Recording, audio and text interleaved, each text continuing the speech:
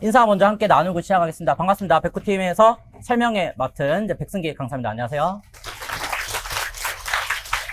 네, 우리 선생님들 이제 오늘 사실 비가 이제 너무 많이 와서 선생님들이 오실까? 뭐 이런 저런 생각들이 이제 많았었어요. 오늘 궂은 날씨임에도 불구하고 이렇게 설명에 참석해 주셔서 너무 감사드립니다. 저희 백구팀이 2019년도 이후에 이제 처음 진행하는 이제 노량진 현장 설명이에요. 저도 이제 매번 카메라만 보면서 이제 이야기를 나누다가 이제 선생님들 보면서 또 하니까 뭔가 좀 어색하면서도 기분이 되게 좋기도 한데, 자, 저희 오늘 이제 교원 임용 설명회 한번 같이 진행을 해보도록 할게요. 그 프린트는 다들 받으셨죠? 네, 프린트 이제 보면서 같이 한번 얘기 나눠보도록 합시다. 자, 일단 선생님들은 이제 수험 기간은 이제 같이 할 저희 백구팀 강사진부터 먼저 좀 소개를 해드릴게요. 저희 백구팀은 총 7명 강사로 이제 구성이 되어 있고요. 일단 국어 이제 강의를 해주실 정바로 선생님. 자, 그 다음 체육 양다겸 선생님, 사회도덕은 차승준, 그 다음 과학 총론은 이제 안예린 선생님, 그 다음 음악미술실과 통합교과, 이제 구자경 선생님, 영어는 이제 김혜진 선생님, 저는 이제 수학 강의를 이제 맡고 있는 백승기입니다. 자, 그럼 일단 저희가 그 1쪽을 한번 펴볼까요? 1쪽. 자, 보시면은 초등 임용은 크게, 자, 우리가 1차와 그 다음에 2차로 이제 구성이 되어 있죠. 자, 그럼 일단 1차부터 먼저 보겠습니다. 자, 시험 과목을 보시면 1차에 교직 논술과 교육과정이 이제 각각 20점과 80점 이제 배점으로 되어 있어요. 특히 교직 논술 같은 경우에는 제 설명이 이제 끝나고 나면은 그 하이패스 논술 저자이기도 한 국어 정바로 선생님이 이 교직 논술 학습 방향에 대해서 또 이제 짧게 말씀 이제 해주실 거예요. 자, 그래서 이제 교직 논술이 이제 한 문항으로 이제 구성이 되어 있고요. 그 다음에 이제 저랑 같이 이제 주로 같이 공부를 하게 될 이제 교육과정이 이제 80점. 입니다. 이렇게 해서 둘이 합쳐서 이제 100점이 되는 거죠. 자, 그럼 이제 교육과정 같은 경우에는 일단 교육과정 A와 그 다음에 교육과정 B로 이제 구성이 되어 있어요. 그래서 각 교과가 이제 지금 나와 있죠. 그래서 이제 교육과정 A 70분, 교육과정 B 70분 이렇게 해서 토탈 140분 동안 이제 시험이 진행이 됩니다. 자, 그렇게 해서 이제 1차 시험은 여기 이제 필기 시험이에요. 자, 그 다음 마지막 과목이 이제 한국사가 나와 있을 텐데, 한국사는 이제 별도 한국사 시험을 치르지 않고, 이제 한국사 능력 검정 시험으로 대체가 되어 있는데, 일단 달라진 부분은 유효기간이 폐지가 되었어요. 그래서 내가 이제 그 자격을 언제 취득했든 이제 시기는 상관없습니다. 그냥 일단은 이제 취득만 했으면 되는 거예요. 근데 혹시나 이제 아직까지 한국사 이제 자격 취득을 안 했다 하는 선생님들은 일단 이 겨울방학에 한국사부터 먼저 하셔야 돼요. 나중에 괜히 발목 잡히지 마시고, 이게 이제 도입된 지 너무 오래됐기 때문에 지금 뭐 거의 다 한국사 이제 시험 보고 이제 하시지만 이게 초창기에 도입됐을 때는 한국사 의외로 떨어진 선생님들이 많았어요. 그래서 이제 한국사를 결국에는 이제 못 붙어가지고 임용시험을 보러 가긴 했으나 불합격되는 선생님들이 생각보다 있었어요. 그때 막 저한테 막 울면서 상담하고 뭐 이런 선생님들이 있었는데 근데 제가 뭐 어떻게 할 방법이 없잖아요. 그런 부분들. 교육과정 점수가 아무리 많이 나온들 한국사에 이제 발목 붙잡힌 선생님들이 이제 있었는데 어쨌든 겨울방학 때 이제 강사 이름은 말씀 안 드리겠지만 최 강사님들 이런 강사님들부터 이제 먼저 찾아가세요. 한국사는. 자, 그래서 이제 한국사는 이렇게 대체가 되었고요. 그 다음에 아래쪽에 보시면 강원도 같은 경우에는 자, 1차 시험에서 교육과정이 제외되고 교직 논술만 봅니다. 그렇죠? 그래서 교직 논술 하나로 이제 승부하는 곳이니까 혹시나 또 관심 있는 선생님들은 이제 강원도는 이제 이렇게 이제 보고 있어요. 자, 이렇게 해서 이제 1차 시험이 이제 끝이 났죠. 자, 그 다음에 2차로 가볼까요? 자, 2차 같은 경우에는 이제 각 시험 과목이 지역마다 이제 다 조금씩 차이가 있습니다. 그래서 이제 보편적으로 같이 보는 과목들이 심층 면접, 그 다음에 수업 실현, 영어 면접, 영어 수업 실현. 그 외에 이제 교수 학습 가정안 작성 같은 경우에는 시행하는 시도도 있고 아닌 시도도 있고 자, 이렇게 이제 나눠져 있어요. 그래서 이게 이제 각 지역별로 이제 조금씩 달라지고 있기 때문에 반드시 이제 공고를 확인을 하셔야 돼요. 배점 같은 경우에도 조금씩 다 달라지거든요. 그래서 배점이 어떻게 변하는지 이런 부분들도 이제 같이 체크를 해 주셔야 되겠죠. 근데 사실상 일단 우리가 1차를 이제 먼저 준비를 해야 그 다음에 이제 뭐 2차도 있고 하는 거니까 자, 일단 1차를 이제 집중적으로 같이 이야기를 나눠볼게요. 자, 그럼 지금 우리가 1차 시험에서 교직 논술하고 교육과정 시험을 치렀죠. 자, 근데 1차 합격자 결정을 할 때 내신 성적이 반영됩니다. 자, 그래서 지금 여기 보시면은 이제 내신 석차가 이제 쭉 나와 있죠. 자, 서울하고 이제 서울 외 모든 지역 이렇게 이제 둘로 나눌 수가 있는데 자, 일단은 1등급이요. 자, 1등급이 5%까지죠. 5% 하면은 뭐 전교에서 뭐 저 15명 정도? 뭐 10명 이내 뭐 이 정도 될 것 같은데 여기까지가 이제 1등급이고요. 그래서 20점 만점이요.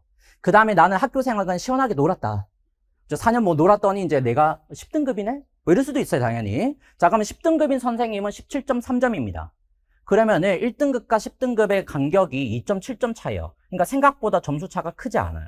그렇죠? 이게 문제 한 세트면은 뭐 거의 다 그냥 바뀌는 점수이기 때문에 저희가 이제 저 예체능 같은 경우에 한 교과 한 세트가 4점이에요. 벌써 5점이기도 하고 그러면은 선생님들이 이제 그것만 이제 맞추셔도 이미 4년간의 공백은 그렇지 채우고도 남는다.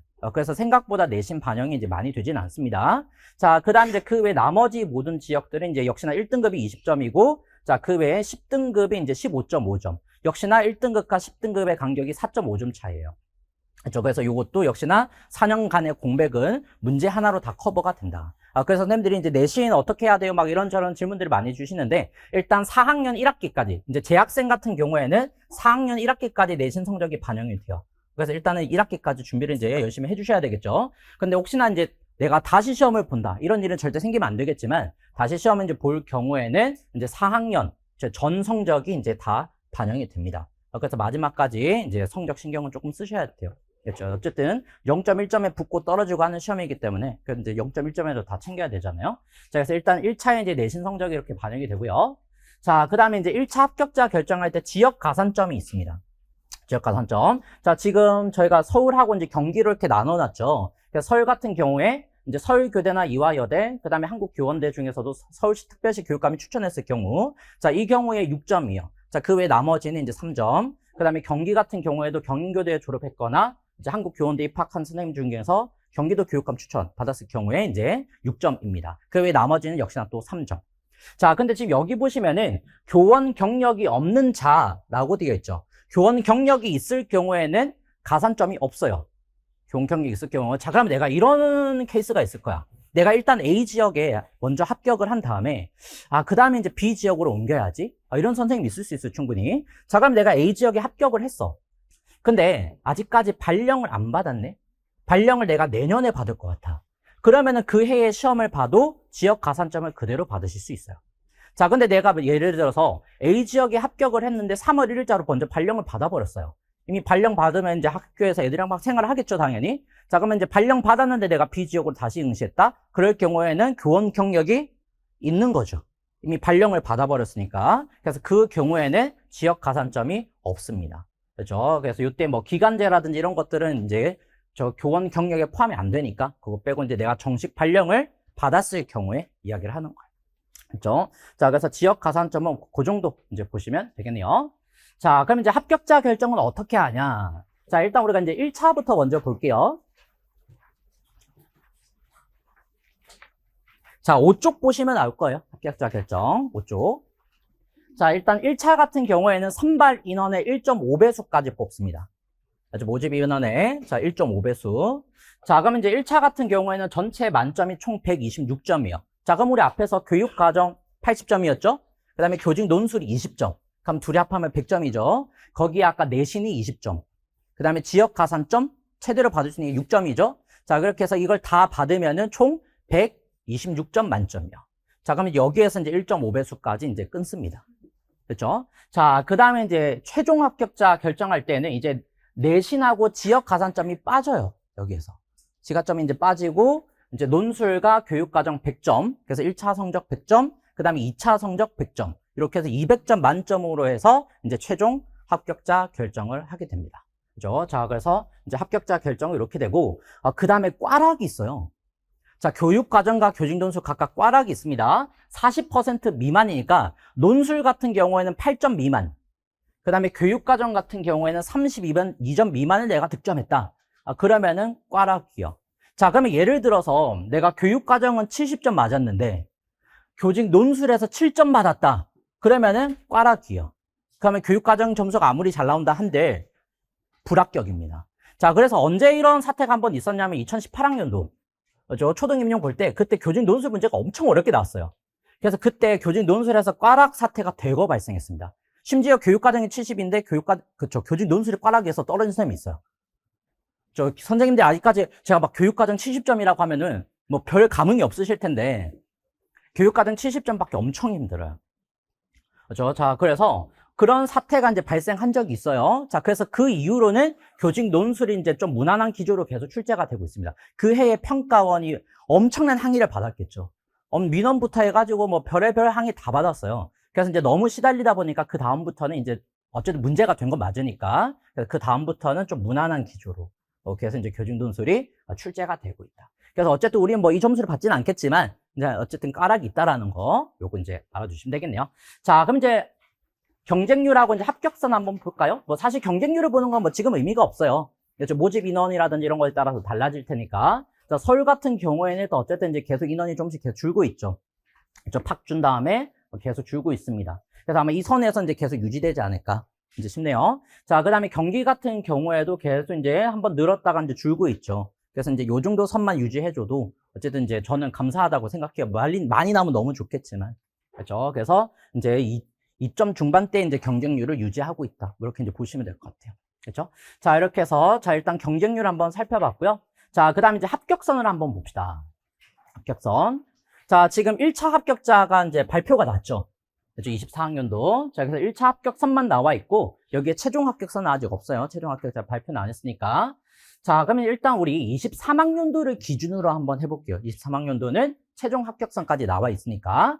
자, 그러면 이제 23학년도를 기준으로 했을 때, 자, A라는 선생님이 서울 지역을 응시한다라고 해볼게요. 서울 지역. 자, 이 선생님이 내신 엄청 좋아. 내신 20점.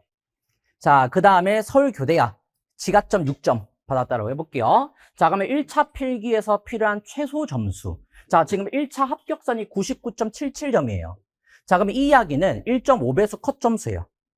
1.5배수 컷 점수. 자, 그럼 이때 이제 필요한 점수가 73.77점입니다. 그럼 이 점수는 내가 교육과정과 교직 논술을 가지고 맞아야 하는 점수예요. 이게 최소 점수죠, 지금. 자, 근데 이제 이 선생님이 1차 필기에서 74점을 받았어요. 예를 들어 봅시다. 74점을 받고 2차에서 100점, 사실 100점 받기 쉽지 않아요.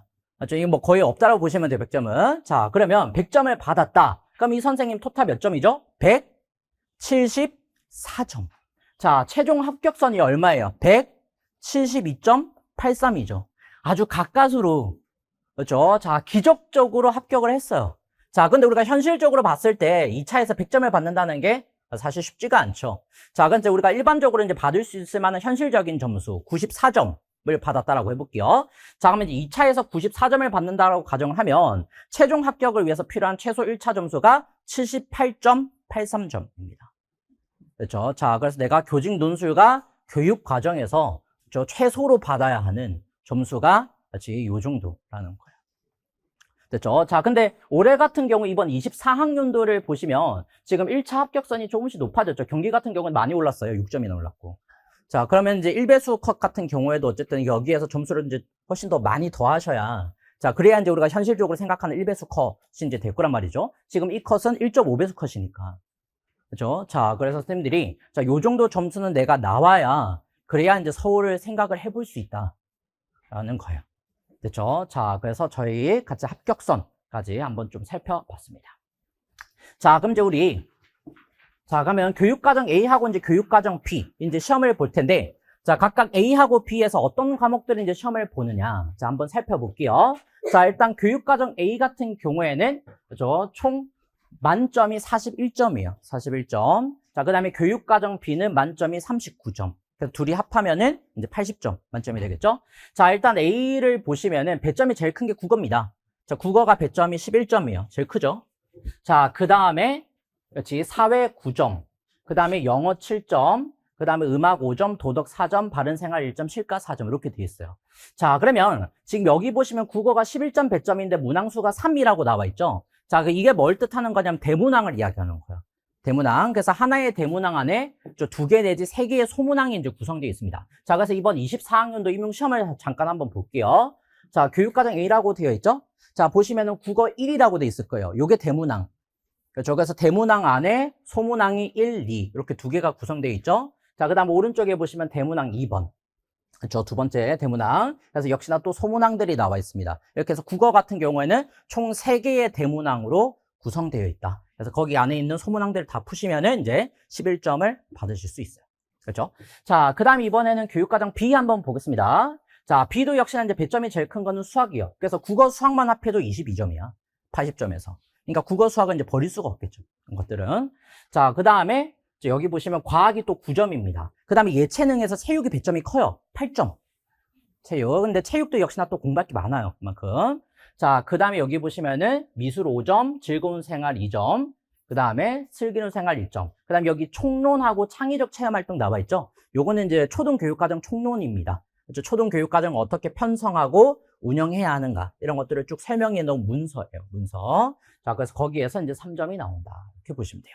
자, 그러면 저랑 같이 수학시험지를 한번 잠깐 볼게요. 자, 이번 24학년도 초등교육과정 비수학시험지입니다. 자, 그래서 역시나 또, 그렇죠? 대문항이 하나 나와 있고, 오른쪽에 소문항들이 쭉 나와 있죠. 자, 오른쪽에 보시면 이게 답안지예요. 그렇죠? 답안 양식입니다. 자, 그럼 이제 이 안에 몇 자를 써야 된다 이런 건 제한이 없어요. 어차피 선생님들이 쓰고 싶은 만큼 쓰면 돼. 자, 그러면 내가 번호 표시도 선생님들이 알아서 다 하는 거예요. 자, 그래서 1번, 2번, 3번 이렇게 표시하고 이렇게 쭉 적으시면 돼요. 자, 근데 이때 내가 번호 표시 잘못했다. 그럼 틀려요. 기호 표시 잘못했다. 그래서 1번, 2번, 3번 정확하게 다 표시해서 적어줘야 되는데 뭐 2번, 1번, 3번 표시했다. 그럼 틀립니다. 그럼 둘 다 날아가는 거야. 그렇죠? 그래서 그런 기호 표시도 잘 해주셔야 되고, 그 다음에 이거 여백을 넘어가면 어차피 채점이 안 돼요. 그렇죠? 채점 하시는 분들은 어차피 모니터에 이 화면만 나와요.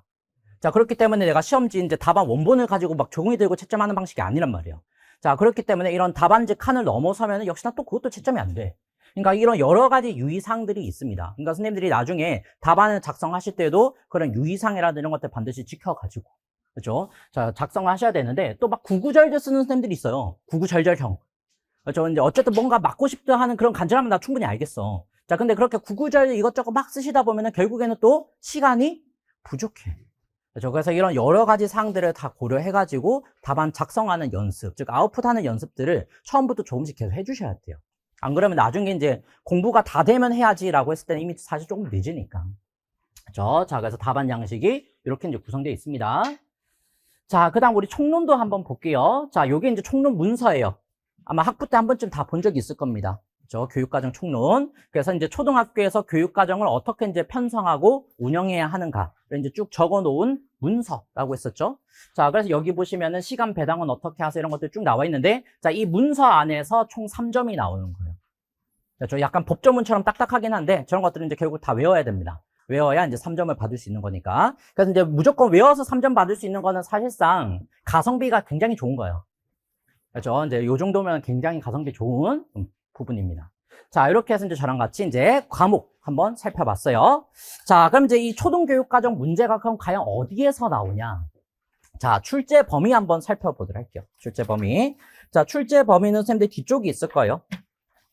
자, 9쪽으로 한번 가볼까요? 9쪽으로. 자, 그쪽 자료 보시면, 자, 교육과정 문항 출제 범위 나와 있죠. 자, 우리 초등교육과정 문제는 크게, 자, 네 부분에서 이제 출제가 됩니다. 네 파트에서. 자, 먼저 첫 번째 영역은 국가수준 교육과정. 자, 이것은 교육부에서 만든, 이제, 교육과정 문서를 이야기하는 거예요. 자, 그러면 교육과정 문서 같은 경우에는 지금, 이번 25학년도 시험 같은 경우에는 2022 개정 교육과정과, 그 다음에 2015 개정 교육과정, 둘 다 시험 범위에 들어가죠.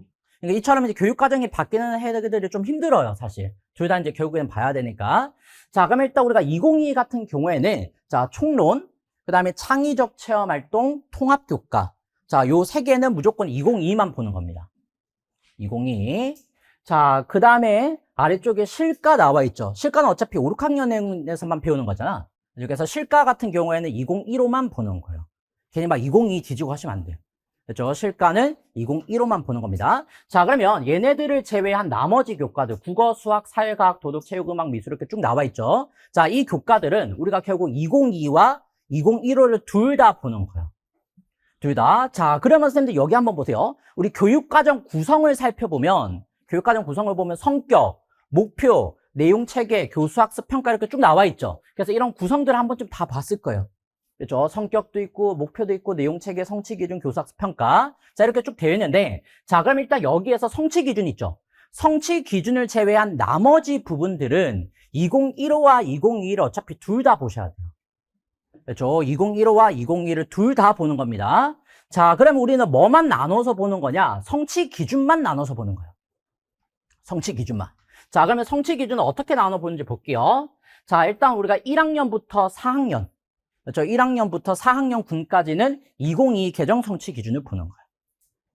그렇죠? 자, 그 다음에 5학년하고 6학년 같은 경우에는 2015 개정 교육과정에 나와 있는 성취 기준을 보는 겁니다. 이렇게 해서 성취 기준만 나누어서 보는 거지 그 외 나머지 부분들은 2015, 2022 가릴 것 없이 그냥 다 보는 거예요. 이해되셨죠? 자, 그래서 이런 것도 항상 또 막 물어보세요. 그래서 이런 부분들 뭐 좀 잘 체크해 주시고. 자, 그러면 한번 예를 들어 볼까요? 자, 지금 여기 수학을 이제 한번 볼 텐데, 자, 요 부분이 성취 기준이죠, 이게. 성취 기준입니다. 자, 그럼 지금 2022, 1학년, 2학년 같은 경우에는 2022 봐야 되겠죠. 그 다음에 3, 4 같은 경우에도 역시나 또 2022 보는 거야. 자, 그러면 이제 2015 같은 경우에는 5, 6학년 군을 봐야 되겠죠. 그래서 2022에서 5, 6은 그냥 제끼고, 바로 이제 2015를 이제 보는 거예요. 그렇죠? 이렇게 해서 성취 기준만 각 학년군마다 나누어서 본다. 그렇죠? 그 외에 나머지는 그냥 둘 다 보는 거다. 이렇게 정리를 해주시면 돼요. 그렇죠? 자, 그러면 이제 우리가 교육과정 이렇게 공부를 열심히 했을 때, 자, 문제는 그럼 어떻게 나오냐? 일단 기본적으로 교육과정 같은 경우는 어느 정도 암기가 필요합니다. 그렇죠? 암기를 해야 뭘 쓸 수 있으니까. 자, 그럼 이제 문제가 어떻게 나오는지 볼게요. 자, 이번 시험에 나왔던 문제죠. 자, A는 통계의 주요 과정 중 어느 과정에 해당하는지 자료와 가능성 영역 성취 기준에 근거해서 쓰세요. 이렇게 돼 있죠. 그럼 성취 기준이니까 교육과정 근거에 쓰라는 이야기야. 자, 그러면 5, 6학년군 자료와 가능성 성취 기준이 이렇게 세 가지가 나와 있어요. 02, 03, 04 나와 있죠. 자, 그럼 이 중에서 통계의 과정. 자, 과정에 해당하는 성취 기준은 몇 번이에요? 04번. 그렇죠? 04번을 한번 봅시다. 자료를 수집, 분류, 정리하여 그래프를 목적에 맞는 그래프로 나타내고, 그럼 여기까지가 그래프를 그리는 거지. 자, 그 다음에 그래프를 해석할 수 있답니다. 자, 그러면 수집, 분류, 정리, 해석하는 게 통계의 과정이라고요.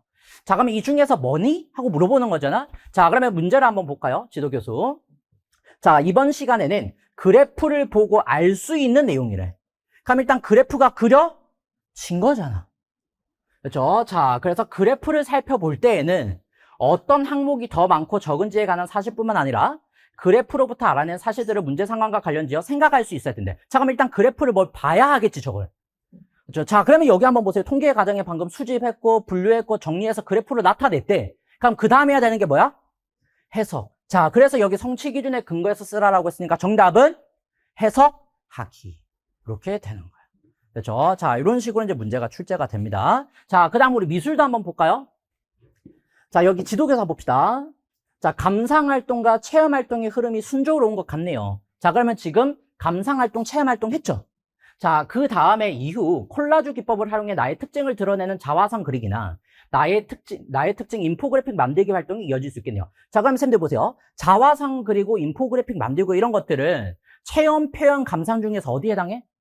그렇지, 표현에 해당하겠지. 자, 그러면 지금 감상과 체험과 표현이 자연스럽게 뭐가 되는 거야?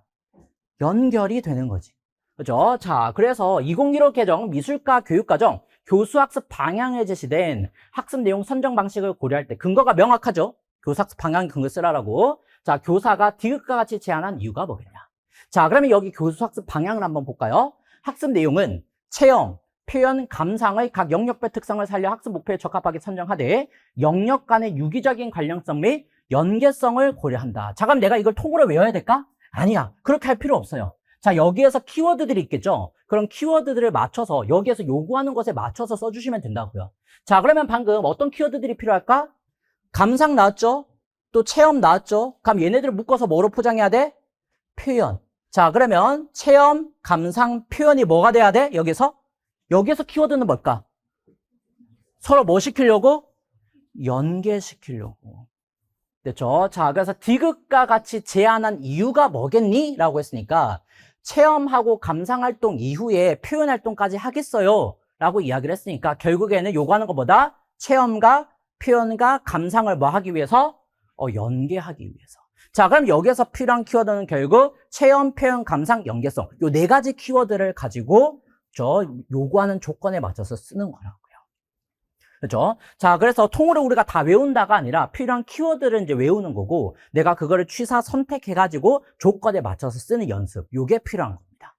그렇죠? 그래도 어쨌든 일단 기본적으로 필요한 키워드를 어느 정도 암기는 해줘야 되겠죠. 그렇죠? 그래서 교육과정 문제 예전에는 그냥 단순 암기하면 바로 풀리는 문제들이 많이 나왔지만 최근에는 그렇지 않아요. 내가 기본적으로 어느 정도 암기는 하되 그걸 가지고 내가 취사 선택해서 조건에 맞춰서 쓰는 자 이런 식의 문제들이 주로 나오고 있습니다. 그렇죠? 자, 그래서 이런 연습들이 필요해요. 자, 그 다음에 두 번째 해봅시다. 자, 두 번째 영역은 지도서 총론하고 교육론. 자, 우리가 지도서 아마, 그렇죠? 실습 가서 한 번쯤 다 봤을 거예요. 지도서를 보는 맨 앞에 교육론 내용들이 있죠. 그렇죠? 거기가 지도서 총론. 그 다음에 이제 학생들한테 지도하는 내용이 강론이죠. 그렇죠? 그래서 지도서 총론, 교육론. 자, 여기가 이제 두 번째 시험 범위야. 자, 그럼 여기에서는 우리 주로 다룰 게 학자들의 이론하고 수업 모형 다룰 거야. 학자들 이론. 자, 그래서 예를 한번 들어볼게요. 자, 과학 지도서 이제 다 봤을 거예요. 과학 지도서 보면은 수업 모형 엄청 나오죠. 자, 그 중에서 맨 첫 번째 나오는 게 경험, 학습 모형. 가장 기본적인 모형이죠. 자, 그러면 경험, 학습 모형에 단계가 있을 거예요. 자, 첫 번째가 뭐야? 자유, 탐색. 자, 그러면 자유 탐색할 때는 그냥 자유롭게 탐색하는 거죠. 자, 그 다음에 두 번째가 탐색 결과 발표, 세 번째가 교사의 안내에 따른 탐색. 자, 그러면 교사의 안내에 따른 탐색 단계에서는 교사가 안내를 해줘야 되겠지. 뭘 해줘야 돼? 관찰, 관점이라든지 분류, 기준을 안내를 해줘야 될 거라고. 그렇게 해서 저 탐색을 해야 되니까. 자, 그 다음에 마지막에는 탐색 결과 정리. 이렇게 되어 있습니다. 자, 그럼 이제 이걸 가지고 문제는 어떻게 만들어지냐. 자, 여기 한번 볼까요? 자, 경험학습 모형을 적용해서 지금 수업을 했다라고 돼 있어. 자, 그러면 지금 단계를 보니까요. 관찰 결과 발표, 교사의 안내에 따른 탐색 나와 있지? 자, 그러면 첫 번째 단계가 지금 비어져 있잖아요. 첫 번째 단계 방금 단계명 뭐였어? 자유 탐색. 자, 근데 예전에는 단순 암기형 문제가 많았기 때문에 그냥 여기 기억 단계의 명칭을 써보세요. 이런 식의 문제였다고요. 자, 근데 최근에 나오는 문제는 그러지 않습니다. 방금도 이야기했지만 내가 이미 기본적인 것들을 암기를 하되 조건에 맞춰서 취사 선택해서 쓰는 자, 그런 연습들을 계속 해야 되는 거야. 자, 그러면 한번 볼까요? 기억 단계에서 교사가 관찰 관점을 구체적으로 제시하면 될까? 라고 했더니 기억 단계에서는 이것이 중요하기 때문에 관찰 관점을 구체적으로 제시하지 않는 것이 좋다. 이렇게 돼 있죠. 자, 그래서 기억 단계에서 교사가 유의해야 할 점을 고려하여 나의 디귿에 들어갈 내용이 뭐겠냐? 이렇게 물어봤다고요. 그러니까 결국에는 저 단계명 써봐 이렇게 물어봐도 되는데 자, 그거를 빙빙빙빙 돌려가지고 이렇게 만든 거야 그냥. 자, 그러면 결국에 필요한 핵심적인 키워드는 뭐겠어? 여기 단계명칭 애초에 뭐야? 자유, 탐색. 자, 그러면 학생들이 뭐 하는 게 중요하니까? 자유롭게 탐색하는 게 중요하니까 관찰 관점을 제시하지 않는 것이 좋다라고 만들어줘야 되겠죠. 그렇죠? 자, 그래서 정답은 저 학습 자료를 자유롭게 탐색하는 거 이렇게 돼 있죠. 자, 그러면 결국 여기에서 필요한 키워드는 뭐가 되겠어요? 자유, 탐색. 자, 요 두 가지가 키워드가 되는 겁니다. 그렇죠? 그래서 요즘의 문제들이 계속 이런 식으로 진화를 하고 있다는 거야.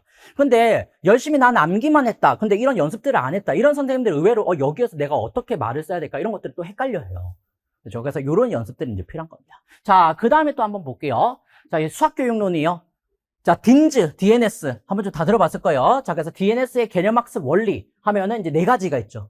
역동성, 구성의 원리, 지각적 다양성, 수학적 다양성. 외울 때 뭐 수지 구역 뭐 이렇게 외우는데 그렇죠? 자, 그래서 요 네 가지. 자, 그 다음 오른쪽에 보시면 브루너 EIS 한 번쯤 다 들어봤죠? 자, 이런 것들이 이제 수학 교육론에서 이제 다룰 내용들입니다. 자, 그러면 이걸 가지고 역시나 문제가 어떻게 만들어지냐? 자, 예전에는 역시나 이거 명칭만 외우면 끝났어요. 왜? 개념학습 원리 중에서 뭐니? 하고 이렇게 물어봤으니까.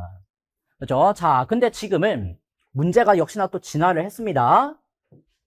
자, 여기 보세요. 니은을 고려하여 기억의 방법으로 사각형을 정의해봐. 이렇게 돼 있다고.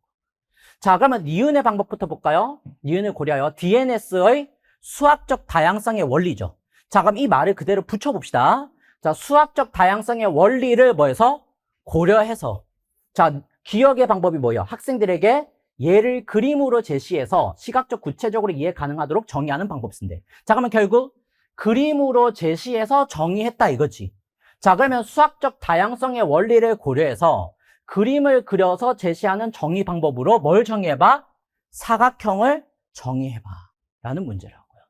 자, 그러면 이제 여러 가지 고민들이 필요해요. 그럼 선생님들이 이런 문제를 처음 맞닥뜨렸을 때 과연 난 뭘 써야 할까? 이런 여러 가지 생각들을 하게 되죠. 자, 그러면 지금 여기에서는 그림을 그려서 정의하라고 했으니까 결국 뭘 그려야 돼? 그림을 그려야 돼. 자, 근데 이때 사각형을 정의하면 사각형을 그려야 되겠죠. 자, 이때 사각형을 딸랑 하나 그리면 될까? 안 됩니다. 왜? 뭘 고려해야 되니까? 수학적 다양성. 수학적 다양성이 뭐냐면은 그 개념을 결정하기 위한 속성은 그대로 두고 그렇죠? 결정하지 않는 여러 가지 비결정적인 속성들을 다양화시켜서 제시하자. 자, 요게 그렇지? 수학적 다양성이요. 자, 그럼 우리가 사각형을 결정짓기 위한 성질은 뭘까? 어떤 조건을 만족해야 사각형이 돼요? 4개의 변으로 둘러싸여 있다. 4개의 선분으로 둘러싸여 있다. 이 조건을 만족해야 사각형이 되겠죠. 그러면 그거 말고 나머지들은 다양하게 해줘도 된다는 거잖아. 자, 그러면 결국 뭘 다양하게 할 수 있어? 변의 길이, 또 각의 크기, 이런 것들은 다양하게 할 수 있다는 이야기야. 그러면 내가 결국 사각형을 그릴 때 변의 길이나 각의 크기를 어떻게 하면 돼요? 변화시켜서 그려주라는 거죠. 자, 그래서 그림과 같은 모양의 도형을 사각형이라고 합니다. 그러니까 똑같은 사각형 그리면 안 돼. 여기에서 그렇죠? 서로 다른 모양 형태의 사각형을 여러 개를 그려줘야 되는 거예요. 자, 이렇게 해서 이제 만족을 시켜야 이제 정답이 되는 거예요. 그래서 요즘에 나오는 교육론의 문제들이 이런 식으로 계속 진화를 하고 있다는 거죠. 그러면 이걸 가지고 내가 실제 개념학습 원리를 이제 이용해가지고 학생들에게 도형 수업을 할 수 있니? 이걸 물어보는 거죠. 그렇죠? 그래서 그런 실제적인 수업 능력을 갖추고 있는가? 이런 것들을 평가하기 위한 문항들이 계속해서 늘고 있다라는 겁니다. 그렇죠? 자, 그 다음에 이제 이번에는 지도서 강론인데, 자, 그래서 우리가 일단 교육 과정하고요. 그 다음에 지도서 총론 교육론, 요 두 가지를 합쳐서 우리가 보통 기본 이론이라고 해요. 기본 이론.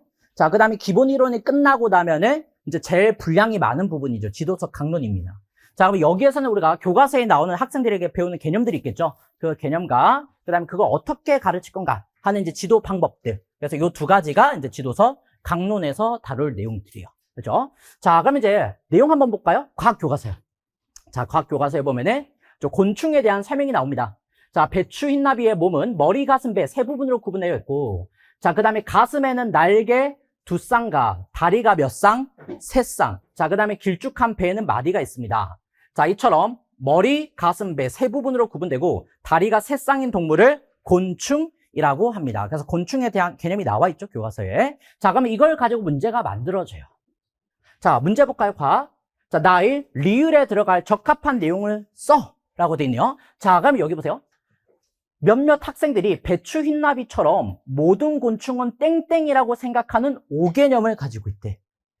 자, 그랬더니 네, 곤충에 대해 그렇게 생각하는 학생들이 많아요. 그래서 곤충에는 개미와 같은 종류도 있다는 것을 알려주고, 그럼 개미가 결국 뭐야? 학생들의 오개념을 깨부수기 위한 발레가 되겠죠. 자, 사례가 되는 거지. 자, 그러면 개미를 보여주면서 개미는 안 그렇잖아 이거잖아.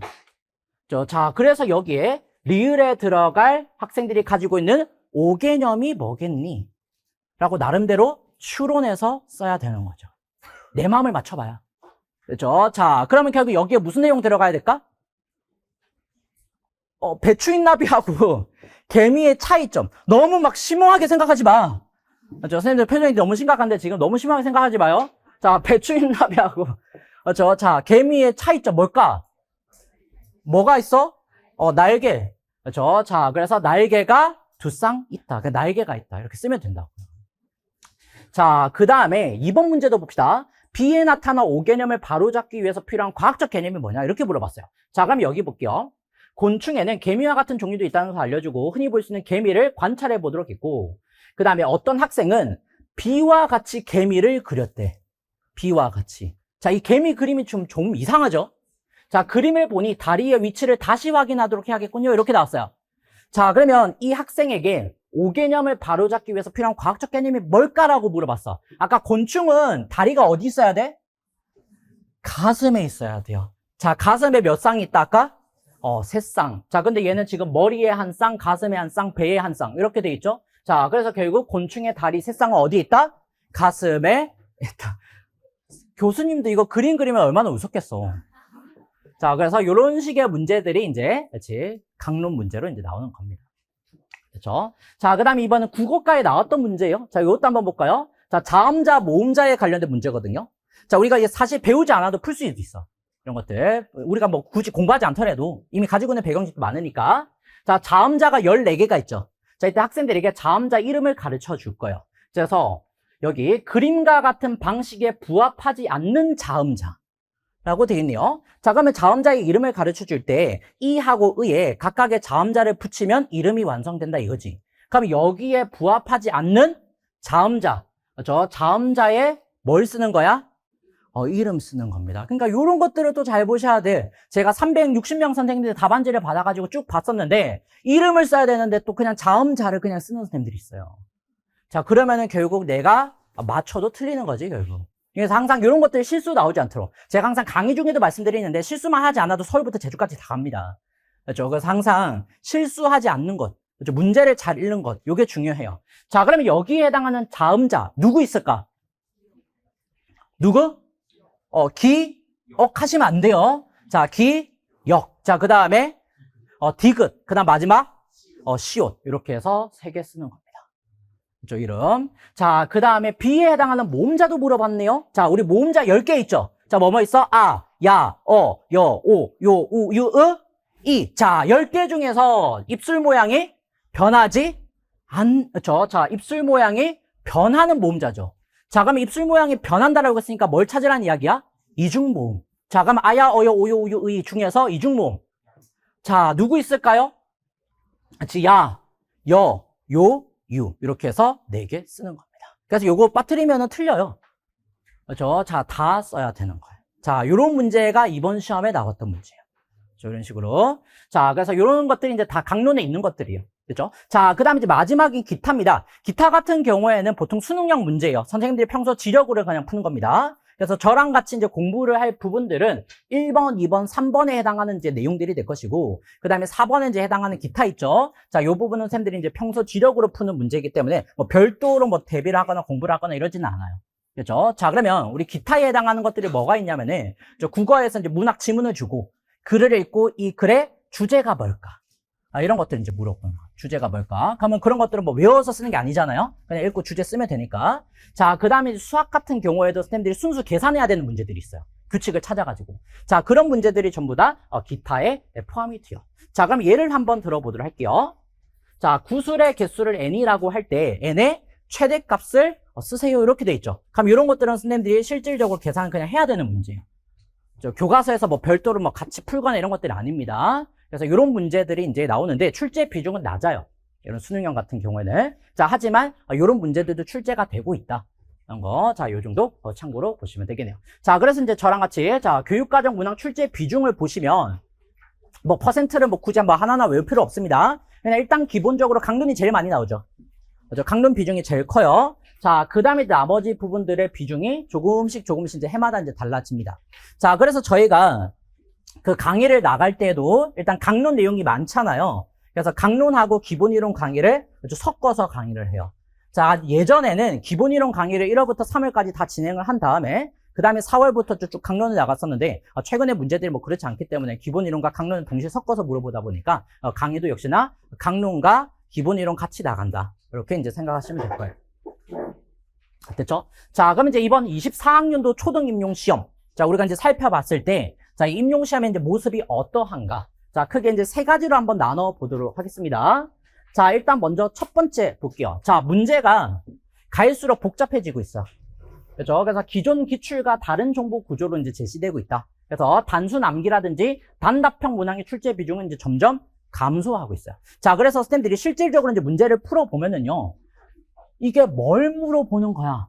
하고 뭔가 뭘 쓰라는 거야? 하고 애매한 문제들이 굉장히 많아요. 그러니까 예전 같은 경우에는 뭘 묻는지가 굉장히 명확했다면 갈수록 뭘 묻는지 명확하게 알 수 없는 자, 지문에서 요구하는 것들을 내가 빨리 캐치해야 되는 자, 그런 식의 문제들이 점점 늘어나고 있다는 거죠. 자, 그래서 선생님들이 문제에서 요구하는 것을 정확하게 읽어내는 능력, 요게 이제 제일 중요합니다, 사실. 자, 그래서 문제에서 요구하는 것을 단시간에 읽어낼 수 있는 능력이요. 2시간 주면 어차피 다 알아. 그렇죠? 근데 우리는 필요한 시간, 단시간에 빨리 캐치할 수 있는 그 능력이 중요하거든요. 자, 그러면 결국 이런 능력들을 이제 우리가 길러내기 위해서는 기출 문제라든지 연습 문제라든지 모의고사라든지 이런 계속 문제들을 계속 풀어내셔야 돼요. 특히나 이제 기출 문제 같은 경우에 문제가 아깝다고 해가지고 내가 공부가 어느 정도 다 완성되면 풀어야지 뭐 이런 선생님들이 간혹 계시는데 그렇게 하시면 안 됩니다. 기출은 그냥 하나의 학습 자료예요. 자, 학습 자료이기 때문에 요즘에 어떤 트렌드로 계속 문제가 나오고 있고 그래서 내가 여기에서 어떤 정보들을 캐치를 해야 되고 그리고 애초에 이 공부가 완성형의 공부가 아니라고요. 우리는 최대한 배경 지식을 쌓고 그 다음에 문제 풀이를 통해서 감을 키워가지고 최대한의 감을 길러서 그래서 시험장에서 요구하는 것들을 최대한 그냥 쓰고 나오는 거예요. 애초에 뭘 다 완성해서 간다가 아닙니다. 자, 그래서 내가 최대한의 감을 키우기 위해서는 결국에는 인풋도 하지만 아웃풋도 동시에 같이 해줘야 된단 말이에요. 그러려면 내가 기출문제라든지 연습이라든지 모의고사라든지 이런 것들을 그렇죠? 계속 풀어내야 돼요. 그러니까 내가 아직 공부가 안 됐으니까 문제 나중에 풀어 이게 아니라 처음부터 계속 답안 쓰는 연습을 하셔야 된다고요. 공부가 다 되고 답안 쓴다 이러면 늦어 애초에. 그렇죠? 그래서 처음부터 어떤 식으로 답안을 작성을 해야 되는지 어떤 키워드가 필요한 건지 내가 지금 오늘 A라는 부분을 공부를 했는데 여기에서 실질적으로 시험에서 활용되는 것들은 어떤 건지 그럼 내가 그냥 무조건 외우면 되는 건지 그런 것들을 다 문제를 통해서 확인을 해줘야 된다고요. 그렇죠? 자, 그런 식의 이제 확인들을 계속 하면서 공부를 해 나가셔야 그래야 우리는 계속 감을 조금씩 길러낼 수 있어. 그렇죠? 자, 그래서 선생님들이 인풋도 중요하지만 인풋보다 저는 더 중요한 건 결국 아웃풋이다. 그렇죠? 그래서 그런 아웃풋 연습을 철저하게 해주셔야 돼요. 그래서 문제에서 요구하는 것들을 읽어내는 능력, 그 다음에 우리가 초등교육과정에서 가지고 있는 배경 지식들은 저랑 같이 공부하면서 쌓겠죠. 그 안에서 정보를 빨리빨리 취사 선택할 수 있는 능력. 자, 이 두 가지가 적절히 조합이 되어야 자, 그래야 결국에는 고득점이 나오는 거라고요. 그렇죠? 자, 그래서 인풋과 동시에 아웃풋 필요하다. 기출문제는 아끼는 거 아니다. 그렇죠? 그래서 계속 끊임없이 풀어주셔야 돼요. 그렇죠? 자, 그래서 그런 것들이 필요합니다. 자, 그래서 여기 문제 한번 볼까요? 자, 이번 24학년도 나왔던 국어 문제요. 자, 보시면은 가의 A를 고려하여 정교사가 나의 C와 D를 선정한 이유를 단계별 학습 요소가 포함되게 각각 쓰고 이렇게 돼 있죠. 자, 그러면 지문이 길잖아요. 여기에서 내가 필요한 것들을 빨리빨리 캐치할 수 있어야 된다고. 자, 그러면 여기 보세요. 선생님께서는 단어 읽기 학습 자료도 잘 만드신다고 들었는데 비결이 있을까요? 네, 저는 단어 읽기를 지도할 때 단어의 복잡도를 고려하여 단계별로 지도한대. 자, 그럼 여기 오른쪽에 손가락 표시가 하나, 둘, 세 개 있죠. 그럼 이게 뭘 뜻할까? 단계. 그럼 이게 1단계, 그 다음이 2단계, 마지막에 3단계. 그렇죠? 자, 그러면 먼저 매칭시켰죠? 자, 그러면 1단계부터 볼게요. 1단계에서는 자, 키워드 뭐야? 글자의 짜임. 자, 여기에 빨리 주목해야 돼. 글자의 짜임. 자, 그럼 우리가 강론에서 글자의 짜임에 대해서 배우겠죠. 근데 사실 이게 강론 프린트에는 글자의 짜임에 대해서 별 설명이 없어. 굉장히 내용이 쉽다고요. 자음자, 모음자로 구성되어 이렇게 나와. 그러면 선생님들이 그 1학년 프린트를 봤을 때, 국어 1학년 프린트를 봤을 때 내용이 너무 쉽잖아. 그러니까 그냥 보고 넘겨버린다고. 봐서 이해 안 될 내용은 사실 많지 않아요. 그렇죠? 그냥 보면 금방 이해돼요. 그럼 넘겨버려요. 근데 막상 이렇게 문제를 물어봤을 때 뭘 써야 할지 모른다는 거지. 자, 그러면 결국 글자의 짜임에 초점을 두고 단어 읽기를 했다라고 돼 있죠. 자, 그럼 여기 1단계 단어들을 보세요. 자, 윗줄과 아랫줄의 차이점이 뭐야? 자, 윗줄에는 뭐가 있어? 윗줄에 있는 단어는 받침이 없는데 아랫줄 단어에는 받침이 있죠. 자, 그러면 받침이 없다, 있다의 차이는 찾았죠? 자, 그럼 이거를 뭘 가지고 설명해야 돼? 글자의 짜임 가지고 설명해야 된다고. 그렇죠? 자, 그럼 글자의 짜임이니까 결국 뭐야? C는 그렇지 초성, 중성, 짜임. 그렇죠? 자, 글자에 이어서 초성, 중성, 종성의 짜임, 글자 읽기를 지도하기. 여기가 지금 읽기니까 초성, 중성, 종성이라는 용어를 써줘야 된다고요. 쓰기 지도였으면 자음자, 모음자였겠지. 이해됐죠? 근데 지금 여기에서는 읽기 지도를 한다라고 했으니까 결국 초성, 중성, 종성이라고 하는 글자의 짜임이라는 용어와 관련해서 써줘야 된다고요. 자, 그래서 여기에서 과연 내가 어떤 단어를 요구하는 걸까? 이런 것들을 빨리빨리 캐치를 하실 수 있어야 돼. 자, 그 다음에 두 번째로 가볼까요? 2단계에서는 뭘 달리했다? 단어의 길이 달렸어. 자, 그러면 윗줄과 아랫줄의 차이점이 뭐예요? 윗줄에는 다 한 글자로 된 단어고 아래쪽에는 다 두 글자로 된 단어죠. 그럼 이거를 누구랑 연결시켜야 돼? 단어의 길이와 연결시켜야 돼. 그럼 단어의 길이니까 뭐라고 쓸 거야? 자, 이런 것들이 이제 생각이 안 난다고요. 자, 그럼 결국에는 뭐야? 음절이라고 하는 용어로 연결시켜줘야 돼요. 자, 그래서 이음절 단어를 읽기 전에 1음절 단어 읽기를 먼저 했다. 그래서 1음절, 2음절 이렇게. 그렇죠? 그러니까 선생님들이 프린트해 봤을 때는 음절, 어절하고 용어 설명이 막 나오겠죠. 그러니까 단순히 내가 외웠으니까 끝이 아니라 이걸 실제로 지문에서 요구하는 것에 맞춰가지고 여기에서 뭘 필요로 하는 걸까? 이걸 빨리빨리 캐치하고 내 배경 지식에서 정보 선택을, 취사 선택을 빨리빨리 할 수 있어야 된다고요. 그렇게 해서 맞춰서 키워드 쓰는 연습을 하셔야 자, 그래야 이제 맞출 수 있는 것들입니다. 그냥 단순히 내가 음절, 어절 외웠으니까 끝 이게 아니라고. 그러니까 선생님들이 무조건 스터디 하실 때도 음절 뭐야, 어절 뭐야 이게 아니라 그런 식의 스터디 어차피 필요 없어. 그죠? 내가 암기했냐, 안 했냐, 이런 것이 중요한 게 아니라 실질적으로 이런 것들을 맞춰서 쓸 수 있는 연습을 하셔야 된다고요. 그렇죠? 정답 봤을 때는 사실 어렵지 않아. 어렵지 않지만 이걸 막상 내가 쓰기가 쉽지 않다는 거예요. 자, 요것도 한번 볼까요? 수학 문제예요. 자, 지금 12 곱하기 4를 지도하는 장면입니다. 자, 그 여기 보시면은 과자가 12개씩 4상자에 있다. 과자는 모두 몇 개일까? 자, 그래서 오른쪽에 보세요. 과자의 개수 구하는 과정을 자, 뭐로 나타내래? 띄어세기. 자, 그럼 지금 여기에 배열보드에 나와 있죠, 구슬. 자, 지금 몇 개씩 묶었어요? 12개씩 이렇게 묶었죠? 자, 근데 이거를 뭐로 설명하래? 띄어세기로 나타내래. 자, 그러면 정답 보면은 너무 허망하거든요? 자, 그럼 여기에서 내가 뭘 써야 될까? 자, 띄어세기를 이용하면 12, 24, 36, 48 이니까 과자의 개수는 총 몇 개다? 48. 선생님 이거 누가 못 써요? 근데 못 쓴다고. 막상 내가 뭘 써야 할지에 대해서 고민을 굉장히 많이 한다는 이야기예요. 그렇죠? 그래서 여기에서 원하는 게 과연 뭘까? 그냥 단순히 내가 이것만 쓰면 끝인 걸까? 그렇죠? 이런 것들을 이제 계속 캐치하는 연습들을 하셔야 된다는 겁니다. 띄어세기 지도 방법이야 선생님들 수학 프린트 보면 너무 쉽게 나와요. 어차피 거기에 선생님들 봐도 신경도 안 쓸 거라고. 그렇죠? 하지만 막상 띄어세기 지도 어떻게 해야 돼? 라고 물어봤을 때 생각보다 못 쓰는 선생님들이 많다. 그렇죠? 그래서 요거 제가 역시나 360명 선생님들 답안지 쭉 봤을 때 오답이 생각보다 많아요. 이거 뭐 그냥 다 맞출 것 같지만 생각보다 또 많이 틀린다고요. 그렇죠? 자, 그래서 그런 것들을 이제 계속 연습을 해줘야 되는 겁니다. 그렇죠? 자, 그래서 단순 암기가 이제 끝이 아니다, 결국. 그렇죠? 그래서 이런 것들을 적용할 수 있는 능력을 내가 얼마만큼 갖추고 있냐. 요게 이제 필요한 시험이다. 라는 거죠. 자, 그 다음에 두 번째. 자, 평가원은 늘 새로운 걸 추구한다. 자, 일단 우리가 기본적으로 기출된 개념은 공부해야 되겠죠. 자, 그래서 요거는 기본적으로 깔고 가시는 거고요. 여기에다가 아직까지 출제되지 않은 새로운 개념들을 계속 확장시켜 나가면서 플러스 알파로 공부를 해 나가셔야 돼요. 자, 그러면 나는 기출된 것만 순수하게 그냥 공부할래 하는 선생님도 당연히 있을 수 있어요. 자, 그런데 시험지를 분석을 해보면 내가 23년간 기출되었던 개념들만 순수하게 공부했다 라고 했을 때에 맞출 수 있는 점수가 대략 35점에서 40점입니다. 그러면 내가 기출된 개념만 공부를 했다는 건 결국에는 절반만 공부했다는 이야기예요. 나머지 40점은 다시 새로운 개념들로 계속 물어본다라는 거죠. 자, 그래서 쌤들이 기본적으로 요거 공부를 하시고 여기까지 하시면 절반 공부하신 거야. 그렇죠? 그 다음에 이제 나머지 부분들을 계속 확장시켜 나가면서 공부를 하셔야 그래야 나머지 40점을 채울 수가 있습니다. 그렇죠? 자, 그래서 끊임없이 새로운 것들을 물어본다라는 거. 자, 그 다음에 이제 마지막. 자, 실제 수업 능력 평가를 고려한 문항 증가. 우리가 실제 수업이라고 하는 건 원래 2차에서 평가하잖아요. 수업 실현을 통해서. 이 선생님이 학습 목표 도달을 위해서 얼마만큼 활동을 잘 구성할 수 있고 이런 것들이 2차에서 평가하죠.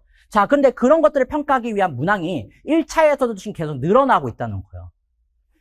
그렇죠? 그래서 구체적인 지도 방법을 쓰세요라는 문제가 계속 늘어나고 있거든요. 그렇죠? 수학도 마찬가지고 다른 것도 다 마찬가지입니다. 자, 그러면 그런 이야기는 결국 이 선생님이 학습할 수 있는 능력 갖추고 있냐 이거예요. 자, 그래서 쌤들이 그냥 무조건 외우시는 것이 아니라 성취 기준을 봤을 때 이 성취 기준을 도달하기 위해서 과연 어떤 활동이 필요할까를 먼저 생각을 하셔야 돼요. 그걸 계속 생각을 하면서 공부를 하셔야 자, 그래야 이런 문제들이 나왔을 때 내가 맞춰서 쓸 수 있는 겁니다. 그 다음에 이 학습 목표 또는 성취 기준을 도달하기 위해서는 어떤 활동들을 해야 하는가 이런 것들을 내가 나름대로 정리를 해서 2줄 또는 3줄에 쓸 수 있는 연습을 하셔야 돼요. 2줄, 3줄에 쓸 수 없으면 어차피 문제 정답 못 써요. 정답이 답안이 막 10줄씩 쓰는 문제가 안 나오잖아요, 어차피. 답안은 어차피 2줄 아니면 3줄이라고요. 그러면 그 지도 방법은 20줄씩 쓸 거야? 구구절절 그러면서 어차피 시간 부족합니다. 2줄, 3줄 안에 쓰는 연습들이 필요한데 그래서 프린트에 있는 내용들을 그냥 눈으로 계속 훑는 것이 아니라 내가 어떻게 지도를 해야 하는가를 나 나름대로 정리를 하셔야 된다고요. 그럼 이거 지도 방법 물어봤을 때 내가 2줄 또는 3줄을 깔끔하게 쓸 수 있도록 나름대로 옆에다가 계속 정리를 하면서 나가셔야 자, 그래야 이제 그렇게 물었을 때 빨리빨리 써낼 수 있어요. 시험장 가서 고민하면 이미 늦어. 그렇죠? 자, 그래서 그런 것들이 이제 문제가 계속 증가하고 있다. 그런 거. 자, 그래서 이런 것들을 고려해서 이제 공부를 해 주셔야 합니다. 그렇죠? 자, 이렇게 해서 저랑 같이 이 교육 과정에 대해서 전반적인 이야기들을 한번 쭉 나눠 봤고요. 자, 그 다음에 이제 바로 선생님 이어가지고 교직 논술, 그렇죠? 학습 방향에 대해서 한 10분 정도, 그렇죠? 빨리 이제 또 진행해 보도록 할게요. 자, 쌤들 고생 많았습니다.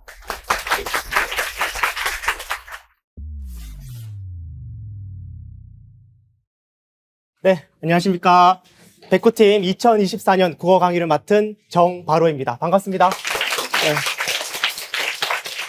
여기 현장에 와주신 선생님들, 그리고 인강으로 보시고 계신 선생님들께 첫 인사를 드립니다. 저에 대해서 간략하게 소개를 해드리자면은, 먼저 백승기 교수님께서 말씀해 주신 대로 이제 하이패스 교직논술 공동저자 활동을 이제 7년간 했고요. 이제 그동안 이제 교대 모의고사 멘토링 지도를 주로 하다가 이제 2024년부터 이제 백호팀 이제 국어 강의를 맡게 되었습니다. 그런데 제가 오늘 여기 선 것은 국어 강의 때문에 여기 선 게 아니라 교직 논술 때문에 여기에 섰습니다. 왜냐면은 여러분들께서 이제 임용 준비를 하시는 동안 이 교직 논술 배점이 20점이나 되는데 과연 어떻게 공부를 해야 되냐? 이 갈피를 못 잡는 분들이 생각보다 많으세요. 그래서 제가 이제 다년간의 경험을 바탕으로 이 교직 논술을 1년 동안 어떻게 공부하셔야 되는지 학습 전략 3가지를 제가 안내를 해드릴 겁니다. 그래서 그 부분 집중해서 들어주시면 감사하겠습니다. 그래서 제가 오늘 첫 번째로 이 교직 논술 시험이 과연 무엇인지 간략하게 좀 설명을 해드릴 거고요. 그 다음에 이제 최근 기출 경향을 좀 분석해 드릴 거예요. 제가 1년 동안 이제 지도를 해드린 선생님들이 있는데 다행히 이번에 20점 많이 받으셨어요. 그래가지고 그분들한테 좀 만점 답안지 좀 달라고 해가지고 제가 급하게 막 분석을 했습니다. 그걸 바탕으로 해서 이제 교직 논술 이제 출제 경향을 분석해 드릴 거고요. 그 다음에 제일 중요한 이제 교직 논술 학습 전략 이 3가지를 설명드릴 겁니다. 그리고 이제 마지막에는 이제 교육학에 대해서 잠깐 설명을 드릴 거예요. 이제 많이들 하시는 질문 중에 하나가 이 교육학, 이 계륵 같은데 이 버려야 됩니까? 갖고 가야 됩니까? 되게 질문을 많이 하세요. 그래서 그 부분에 대해서 좀 답을 드리도록 하겠습니다. 네, 교직 논술. 이제 말에 지금 논술이라는 게 등장해가지고 격식을 갖춘 이제 한 편의 논술문을 써야 된다. 이렇게 생각을 하실 수가 있는데 전혀 그렇지가 않습니다. 쉽게 말해서 그 주관식이라고 생각하시면 돼요. 이제 문제를 보고 이제 문제에서 요구하는 답들을 찾아낸 다음에 그것을 그냥 한 편의 자연스러운 글로 이제 표현하면은 고득점이 가능한 시험이다 라고 생각을 하시면 됩니다. 그래서 총 100점이 20점인데요. 20점에서 내용 점수가 15점, 그리고 체계 점수가 5점입니다.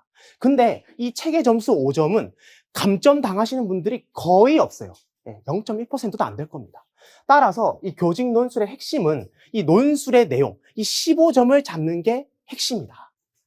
그런데 이 논술의 내용, 이 15점이 과연 어디에서 출제가 되느냐? 바로 초등학교 교직교양 전 영역에서 이제 출제가 됩니다. 이 초등학교 교직교양 전 영역이라 하면 쉽게 말해서 이 초등교육과 관련된 모든 것이라고 생각하시면 돼요. 정말 범위가 넓죠? 그래서 제가 지금 실제 기출된 소재들을 가져왔는데 교과통합, 피드백, 안전교육, 학습동기, 총론 등등등등 정말 범위가 방대합니다. 그래서 이 교직논술 시험은 기본적으로 문제에 힌트를 많이 줍니다. 힌트를 많이 주고요. 그 힌트를 활용해서 여러분들이 답안을 쓰실 수 있도록 문제의 앞부분에 대화 내용에 근거하여 논하시오 라는 조건이 늘 제시가 됩니다. 그래서 제가 지금 2024학년도 이제 문제를 가져왔는데요. 여기 제일 윗부분 보시면은 이제 대화 내용에 근거하여 논하시오 라는 말이 있죠. 이제 이 말을 바탕으로 해서 여기 아래쪽에 등장하는 대화, 제시문에서 힌트를 찾으시는 거예요. 힌트를 찾아서 그것을 활용해 가지고 글로 표현하면은 고득점이 가능한 시험이다. 그래서 위에 이제 문제를 보시면은 지금 1번, 2번, 3번, 4번 또 이렇게 따로 표기가 되어 있습니다. 우리가 이제 교직 논술 문제를 이제 크게 3가지로 분류를 할 수 있는데요. 첫 번째는 제시문 활용형 문제, 두 번째는 추론형 문제, 세 번째는 배경 지식형 문제. 이 3가지로 분류를 할 수 있습니다. 그러면은 이 제시문 활용형 문제가 뭐냐? 이것은 제시문, 대화 내용을 그대로 갖다가 쓰면은 득점하는 거예요. 예. 이게 2024학년도 때 7점을 차지했습니다. 논술의 내용 15점 중에 절반에 가까운 점수죠. 예. 그 다음에 추론형 문제는 뭐냐? 이 제시문 내용에 단서, 힌트가 있어. 이제 그걸 바탕으로 본인이 사고해서, 생각해서, 추론해서 쓰면 정답이 되는 문제. 그래서 이제 매해 교직 논술 문제를 분석해 보면요. 이 제시문 활용형 문제, 그리고 추론형 문제를 합쳐서 12점 내지 13점을 차지합니다. 논술의 내용 점수 15점 중에서 12점 내지 13점. 굉장히 크죠? 네. 그러니까 여기까지는 별도의 배경 지식 암기가 없어도 이제 득점을 할 수가 있는 겁니다. 그러면 이제 나머지 2, 3점은 뭐냐? 나머지 2, 3점은 배경 지식형 문제다. 별도의 배경 지식 암기가 없으면은 접근하기가 힘든 문제다. 만점자를 이제 과도하게 이제 만들지 않기 위해서 이제 이런 문제를 설계했다라고 생각하시면 됩니다. 네, 그래서 이제 기출을 보실 때 제시문 활용형, 추론형, 이 배경 지식형 문제의 비중이 어떻게 되느냐에 따라서 그의 시험의 난이도가 결정된다라고 보시면 돼요. 그래서 제시문 활용형 문제가 많다. 그러면은 그의 시험은 상당히 쉬운 겁니다. 그런데 추론형 문항수가 많아. 또는 생소한 배경 지식을 물어봐. 그러면은 그의 시험은 다소 어려운 것이다. 그래서 제가 지금 최근 3개년 문제를 분석을 해놨습니다. 지금 2022학년도 한번 보시면은 제시문 활용형이 무려 60%입니다. 그래서 그해 당시에 엄청 쉬웠다. 상당히 쉬웠다. 네, 이런 평이 나왔던 시험이에요. 그리고 근데 2023학년도로 이제 넘어갔는데 갑자기 제시문 활용형이 확 적어지고 추론형 문제가 대폭 늘어났습니다. 그래서 이해 시험은 상당히 어려웠다. 까다로웠다. 충분한 연습 문제를 풀지 않으면 접근하기가 어려웠다. 이런 평가를 받았습니다. 그러면 올해는 어땠느냐? 올해는 아주 아름답게 출제가 됐어요. 네, 제시문 활용형과 추론형이 균형 있게 출제가 되고 이 배경지식형 문제 또한 2022 개정교육과정 총론이라는 이제 누구나 출제를 예상했던 이 소재가 나와서 네, 상대적으로 무난하고 평이한 시험이었다. 이렇게 분석을 하실 수 있습니다. 근데 이제 핵심은 이제 교직논술 학습 전략을 어떻게 세우는가입니다. 이 교직논술 학습 전략을 어떻게 세우냐면요. 각 문제 유형별로 전략을 수립하셔야 돼요. 그래서 가장 먼저 하실 것은 이 제시문 활용형 문제를 확실하게 격파하시는 거예요. 네. 그래서 이 제시문 활용형 문제를 대비하려면은 핵심이 뭐냐? 기출문제 풀이입니다. 기출문제 풀이. 이 교직논술 문제가 2001학년도부터 2024학년도까지 총 24개가 있습니다. 그걸 모두 푸시는 게 아니고요. 그 중에서 풀만한 가치가 있는 것은 2024학년도에서 2017학년도? 좀 더 욕심을 낸다면은 2013학년도까지. 네, 그 정도만 푸시면 돼요. 네, 그런 문제들을 이제 최근 문제부터 풀면서 이제 어떠한 점에 주안점을 두셔야 되느냐. 먼저 이 제시문 내용이 어떻게 모범 답안으로 구성되는지, 제시문 내용을 내가 어떻게 답안으로 풀어낼 수 있을지 그거를 연습하셔야 돼요. 그냥 풀고 답 체크하고 끝내는 게 아니라 제시문 내용이 어떻게 답안으로 구성되지 그것을 탐구하셔야 된다. 그 다음에 두 번째, 기출문제 해설을 정독하시면서 출제자의 시각을 이해하실 필요가 있어요. 출제자의 시각. 출제자가 어떠한 의도로 제시문의 이러한 내용을 답으로 구성했지? 그러한 해설이 이제 시중교재에 자세히 나와 있거든요. 그래서 이제 그것들을 살펴보면서 출제자의 시각이 이렇구나. 이해를 하셔야 됩니다. 이 두 가지만 하셔도 제시문 활용형은 다 맞추실 수 있다. 네. 참고로 이제 최근 3개년 문제, 이제 최근 순서대로 푸실 텐데 이 최근 3개년 문제는 이 모범 답안을 필사하시는 것을 추천해요. 왜냐하면은 처음에 이제 교직논술 공부 시작하시니까 바로 문제를 풀려고 하면은 잘 안 풀려요. 그래서 내가 소질이 없나? 내가 적성이 없나? 이런 자괴감이 들 수 있거든요. 근데 그건 당연한 겁니다. 그래서 차라리 최근 3개년 문제는 그렇게 노력하시지 말고 그냥 모범 답안을 필사하면서 교직논술 답안이란 이런 것이구나. 익히시는 것을 권장합니다. 밑에 이제 고득점 팁 나와 있죠. 이 고득점 팁, 항상 답안을 작성하실 때는요. 이 제시문 내용, 그리고 자신의 언어, 생각, 이 두 가지를 함께 쓰시는 게 제일 좋습니다. 이 제시문 내용만 쓰시는 것도 부적절하고요.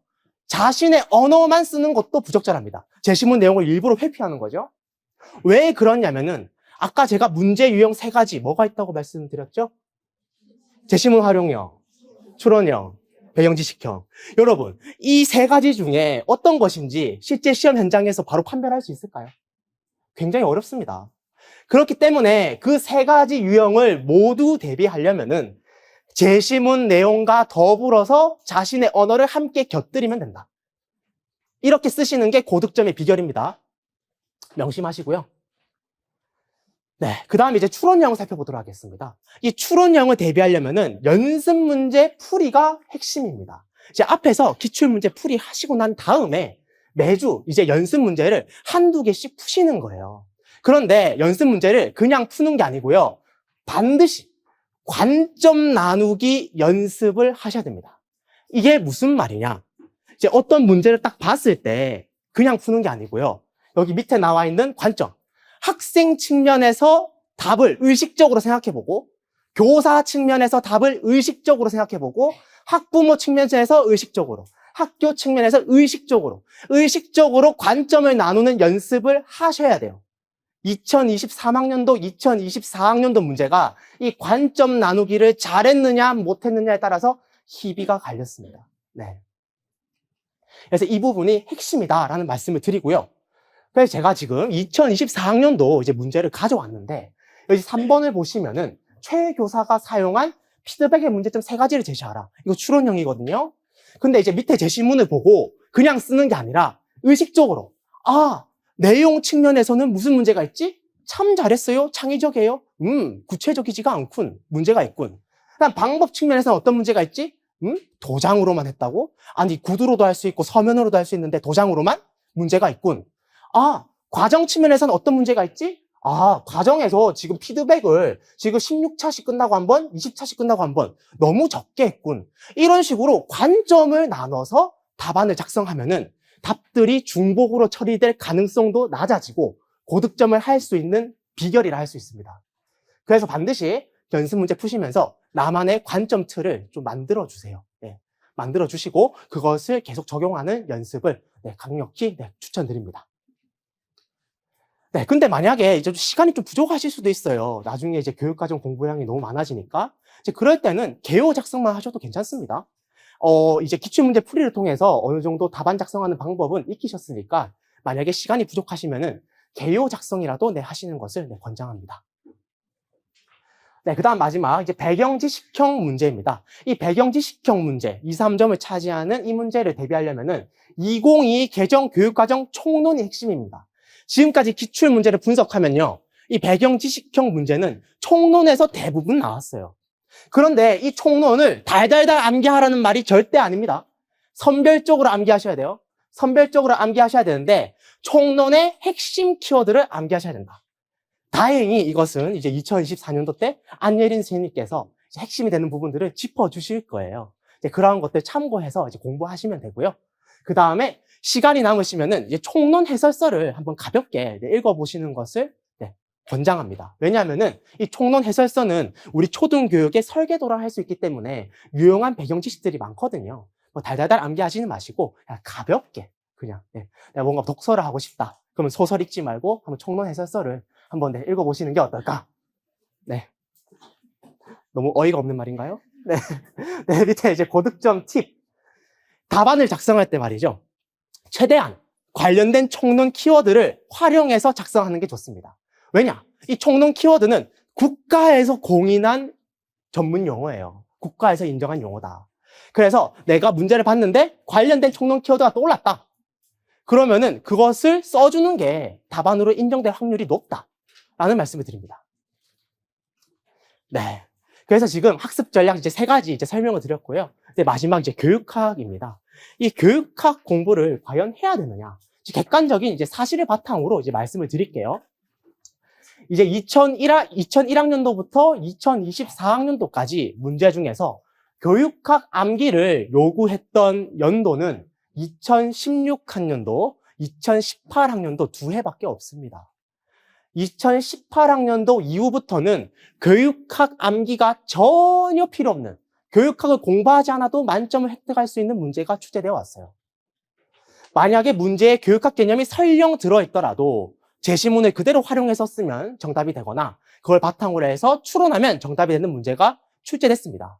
그래서 교육학의 중요도는 상당히 낮다 이렇게 말씀을 드릴 수가 있는데 또 이런 분이 있을 수 있죠. 선생님 저는 교육학 때문에 너무너무 스트레스 받고요. 어떻게든 좀 공부를 해야 될 것 같아요.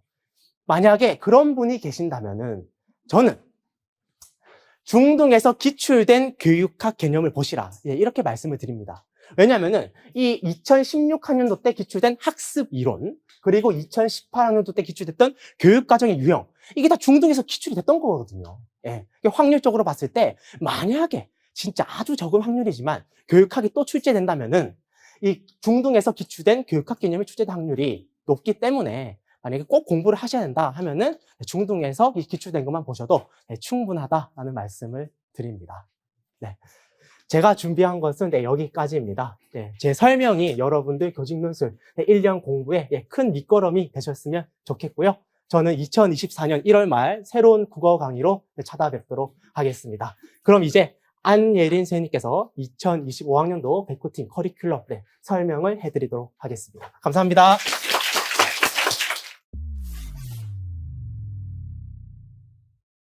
저는 이제 백구팀에서 교육과정에서 과학과 총론 강의를 맡고 있는 안예리입니다. 반갑습니다.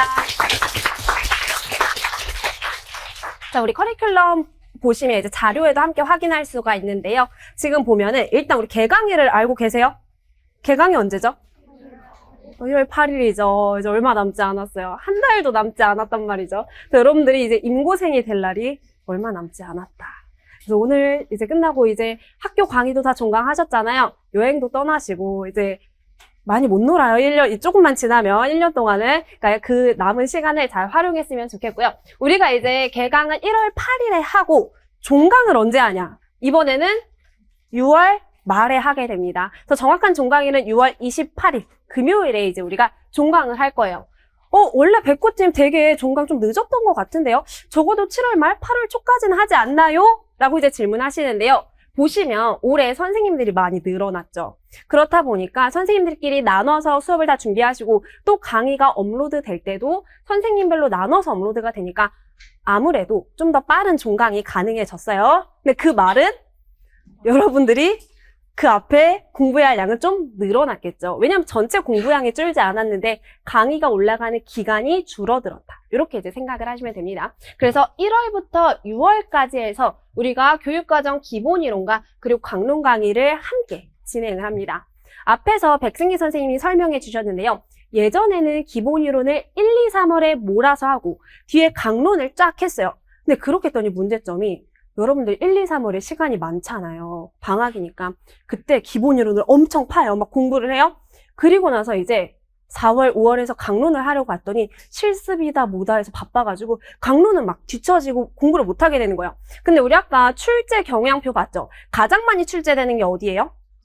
강론. 그래서 결국 강론이 핵심이고 문제가 출제될 때 기본이론 파트도 강론을 연계해서 같이 나오는데 자꾸 이 강론은 뒷순위가 되고 기본이론에만 집중을 하다 보니까 그걸 바꿔야 된다. 우리한테 중요한 건 강론이다. 그래서 이걸 같이 연계해서 진행을 합니다. 그래서 각각의 기본이론 내용들은 우리 교육과정이나 교육론 이런 내용들은 강론을 진행하면서 연계되는 부분을 같이 설명을 해드릴 거예요. 물론 요건 이제 과목별로 조금씩 스타일은 다르니까 이제 과목이 개강하면 그때 선생님의 OT를 들으면 좀 더 구체적으로 알 수가 있습니다. 그래서 이렇게 연계해서 진행을 한다. 그리고 또 이렇게 강의를 하면서 추가적으로 문제풀이도 해야겠죠. 일단 가장 기본이 되는 문제풀이는 그쵸. 기출 문제를 같이 풀 거고요. 보시면 기출 문제를 푼다. 그리고 추가적으로 연습 문제도 각각 교과별로 다 제공이 됩니다. 그래서 이 연습 문제 같은 경우는 교과별로 강의 중간에 풀어주는 교과도 있고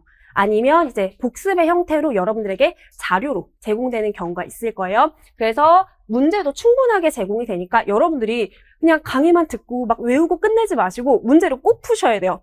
아까 우리 올해 출제된 문제 다 보셨죠? 그냥 내가 단순히 외워서는 문제를 풀 수가 없어요. 문제풀이로 연습을 처음부터 계속 꾸준히 해 나가셔야 합니다. 그리고 이제 아래쪽에 표를 한번 보시면 지금 교육과정 1 그리고 교육과정 2 이렇게 나뉘어져서 제시되어 있는데 이건 특별한 의미가 있는 건 아니고 우리가 강의가 업로드 될 때 하루에 2과목씩 업로드가 될 거예요.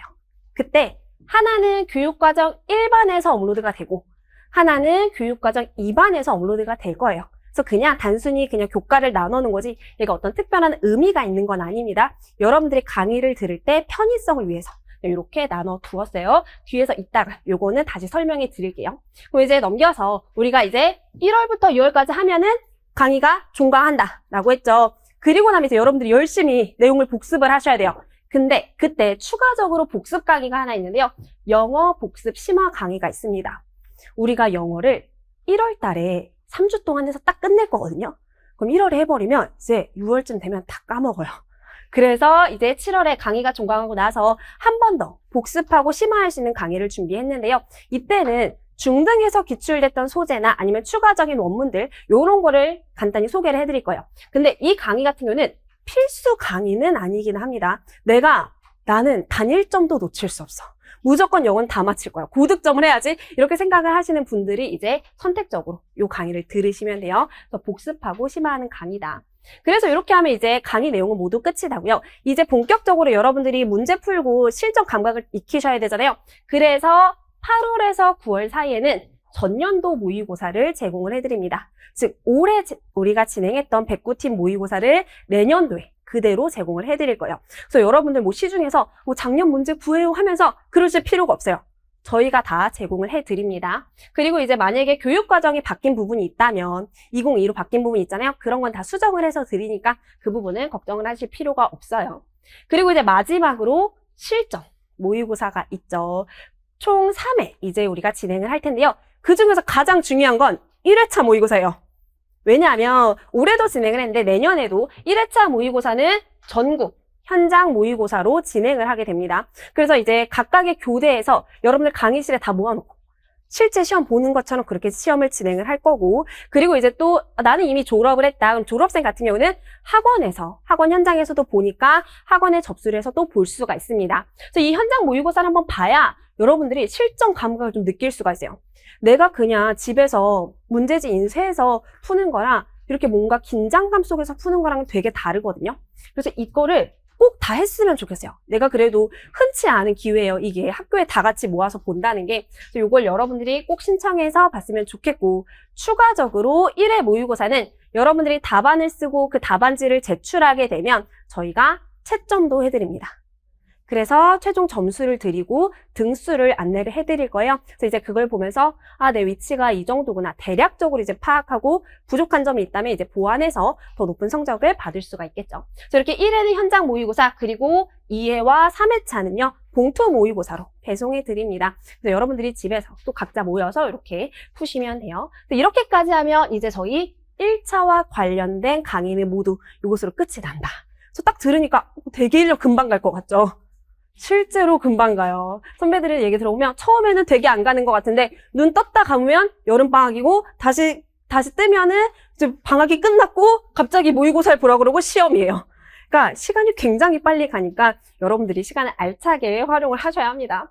그리고 이제 1차 끝나면 마지막으로 2차 강의가 있는데요. 원래 109팀에서는 김혜진 선생님이 영어와 관련된 2차 강의만 해주셨는데 이제 내년도부터는 영어뿐만 아니라 심층 면접을 정바로 선생님이, 그리고 우리 수업실을 제가 이제 진행을 합니다. 그래서 과정안을 제외한 나머지 2차 내용도 이제 같이 대비를 하실 수가 있을 거예요. 이건 이제 나중에 여러분들 참고해서 보시면 되죠. 그리고 이제 마지막에 아래쪽에 교재 부분이 있는데요. 이 교재는 강의 교재라고 생각을 하시면 돼요. 먼저 기본이론서라고 되어 있는데요. 이게 이제 우리가 기본이론 강의를 할 때 활용을 하게 될 건데, 교육론 내용이나 지도서 총론 내용들 있죠. 그걸 이제 모아서 만든 책이라고 보시면 됩니다. 우리가 지금 대부분의 교과가 다 검정 교과로 전환이 됐어요. 보면은 통합이나 국어, 도덕, 수학의 1, 2학년은 빼고는 다 검정 교과예요. 그럼 모든 검정 교과서마다 다 지도서 총론도 있겠죠. 그걸 다 보실 수가 없어요. 그래서 거기서 공통된 내용, 중요한 내용들을 모아서 다 기본 이론서에 정리를 해두었습니다. 이걸 가지고 이제 강의를 진행을 합니다. 그리고 이제 두 번째 필요한 게 기출문제집이 필요한데요. 이 기출문제집은 작년과 조금 달라진 점이 있다면 우리가 그 이전에는 서답형 문제 2013학년도부터 23학년도까지만 실었었는데 이제 새롭게 출간된 기출문제집은 2001학년도부터 올해 출제된 2024학년까지 모두 다 이제 실려 있거든요. 그래서 여러분들이 문제를 좀 더 다양하고 많이 풀 수 있게 그렇게 했고, 그리고 이거를 강의 중에 활용을 할 거예요. 강의 중에 여기 있는 문제를 다 풀어드립니다. 그래서 이 책이 있어야 강의를 듣긴 편할 거예요. 물론 기출문제가 평가원에 다 있기 때문에 다운받아서 보실 수도 있겠지만 그럼 강의를 들으실 때 저희가 기출문제집에 몇 쪽, 몇 번 문제 보세요라고 했을 때 그걸 좀 찾기는 번거로울 수 있습니다. 요거는 그냥 강의용 교재라고 이제 생각을 하시면 됩니다. 그리고 이제 마지막으로 우리가 강론은 교재가 따로 제시되는 게 없죠. 강론은 교재가 없고요. 여러분들한테 PDF 형태로 제공이 돼요. 인쇄해서 보시거나 아니면 여러분 패드에 저장해서 보시잖아요. 그렇게 보셔도 됩니다. 그래서 연습 문제나 강론 자료는 자료 형태로 제공이 될 거예요. 그리고 이제 마지막 장에 보시면 이렇게 업로드 관련한 일정표가 나와 있는데요. 보면 조금 복잡해 보이긴 한데 간단히 설명해 드릴게요. 일단 백구팀에서 강의 업로드는 월, 수, 금 3일 업로드가 됩니다. 오후 2시에 강의가 업로드가 될 거고요. 그리고 오전 11시에는 자료가 업로드가 됩니다. 그래서 그 강의에 필요한 강의 자료는 오전 11시에 미리 올려드리고 그리고 강의는 오후 2시에 업로드가 될 거예요. 하루에 업로드되는 양은요. 교육과정 1반과 2반을 합쳐서 5개에서 6강 정도 올라가요. 즉 교육과정 1반에서도 한 2~3강 올라가고 교육과정 2반에서도 한 2~3강 올라간다. 이렇게 이제 생각을 하시면 돼요. 그리고 자세한 업로드 일정이 이렇게 나와 있는데요. 간단히 보면요. 일단 교육과정 1반은 영어를 시작으로 그냥 쭉 합니다. 그래서 영어만 매일 월, 수, 금이 올라갈 거예요. 그리고 나서 영어가 다 끝나면 월요일은 국어만 올라가고 수요일은 과학만 올라가고 그리고 금요일은 수학만 올라간다. 이렇게 그냥 보시면 돼요. 물론 추가적으로 좀 보충이 필요한 건 좀 더 있긴 합니다. 그다음에 이제 교육과정 2반도 한번 보시면 지금 월요일, 수요일 같은 경우는 구자경 선생님이 이제 강의를 하실 건데요. 미술, 그리고 미술이 끝나면 음악. 이렇게 하고 월요일은 계속 구자경 선생님이 쭉 강의하십니다. 실과, 통합교과, 이렇게 가고 근데 이제 수요일 같은 경우에는 우리 채용 선생님 새로 오셨죠? 양다겸 선생님께서 수요일을 맡아서 쭉 강의를 진행을 해주실 거고 그다음에 금요일은 우리 차정준 선생님께서 도덕과 사회 강의를 그냥 쭉 해주신다. 이렇게 보시면 돼요. 그래서 그냥 선생님별로 월수금이 나눠져 있구나라고 생각하시면 여러분 나중에 강의 들으실 때 요거는 지금은 복잡해 보이지만 나중에 그냥 머릿속에 딱딱딱 이렇게 떠올리면 정리가 될 거예요. 그래서 이렇게까지 해서 저희 백구팀 강의 업로드 일정까지 모두 소개해 드렸고요. 여기까지 해서 저는 커리큘럼 안내를 모두 마치도록 하겠습니다. 고생하셨습니다.